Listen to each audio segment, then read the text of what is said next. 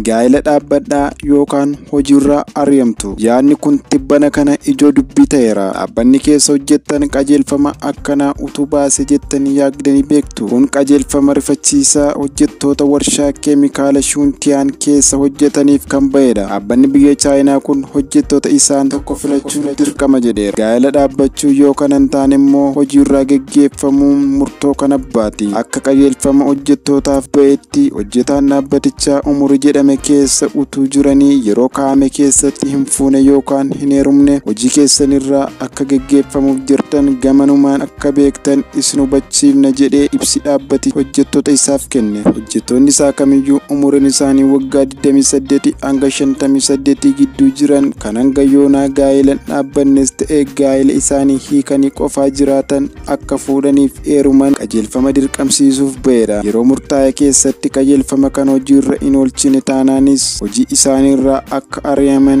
akeekkachiifamaniiru. Yeroo isaaniif kenname ammoo hanga baatii fulbaana 30 dhufutti qofa akka ta'e ibsameera. Yoo sana darbeef garuu akka ofii keessaniin hojiirra of geggeessitaniitti fudhanna jedha. Daangaa umurii dirqama fuudhuu yookaan heerumuu kaa'uu isaatiinis ta'e seera akka namni gaa'ela dhaabbatu dirqamsiisuun baase dhaabbatichaan qeeqni mormiin adda addaa irratti ka'eera. Dhaabbata oomisha keemikaala baha Chaayinaa bulchiinsa Shandong keessatti argamu kan Shuuntiyaan jedhamu keessa hojjettoota gara 200,000tu hojjetaa jira. Hojjettoonni kophaa jiraatan hedduun itti gaafatamummaan kan ittiin dhaga'amnee fi amanamummaa kan hin qabne akkasumallee hin ajajamnedha jechuun himateera. Qorannoo fulbaana 30 booda dhaabbatichi taasisuuf karoorfatetti namni hojjetaa dhaabbatichaa ta'e umuriin isaa daangaa eerame keessa jiruu fi gaa'ela hin qabne gaa'ela hin godhatiin argame yookaan adeemsa gaa'ilichaa hin eegalle waliigalteen isaa gaaffii tokko malee akka adda citu murtaa'eera. Kan hordofee qeeqnii fi komiin guddaan dhaabbatichaan kan mudate yoo ta'u dhaabbatichi qeeqa irratti ka'ee booda deebii kenneen kana kan godhe imaammata mootummaan Chaayinaa dargaggoonni gaa'ela dhaabbatanii ijoollee akka godhatan jajjabeessuuf illee akka ta'e eereera. Kanaaf rakkoo biyyattii lakkoofsi dargaggootaa hir'achaa dhufuu ishee mudachaa jiru baraaruuf akka ta'e ibse. Biyyattiin sadarkaa dhaloota fooyyessuu fi imaammata baay'ina uummata ishee qorachuun tattaaffii taasiftu keessaa tokko barbaachisummaa jaalala hariiroo fi haala gaa'eraa irratti kolleejjii keessatti barsiisaa jirti. Haa ta'u malee imaammanni haaraan dhaabbata keemikaalaa hojjettoota isaa dirqisiisee akka fuudhan yookaan heeruman baasee falmitoota mirgaa biratti qeeqaa fi mormii jabaa kaasee